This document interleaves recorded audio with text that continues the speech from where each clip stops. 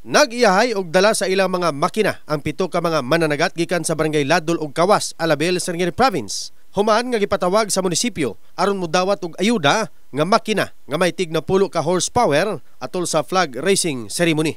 Sumala kay Jesus Parilla, 50 anyos, nadaot ang iyang bangka gumikan sa linog nga nakamugna og dagkong balod sa miaging tuig. Nga makapadayon mis pagpanagat kay ang mga makina naguba man atong mga kuan yaging mga bulan. Linog.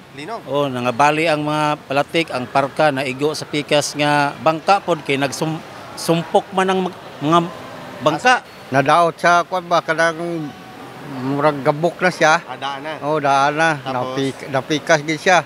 Tungod sa balod pod nga kuan. Oh. Sumala kay Alabel Mayor Vic Paul Salarda nga padayon ang ilang paghatag ayuda sa mga nagkinahanglan o sa mga naigo sa kalamidad. So kani mapakina nato ni ato mga na-damage ni nga mga pambot no sa ato mga mangingisda no, so mo na ni karon ang naabot og tabang para sila. Gihimong paghatag sa mga makina sulod sa Municipal Gymnasium sa Alabel Mayo 27 sa kasamtangan nga tuig. In the heart of changing lives. Kini si Bert Jason, Brigada News.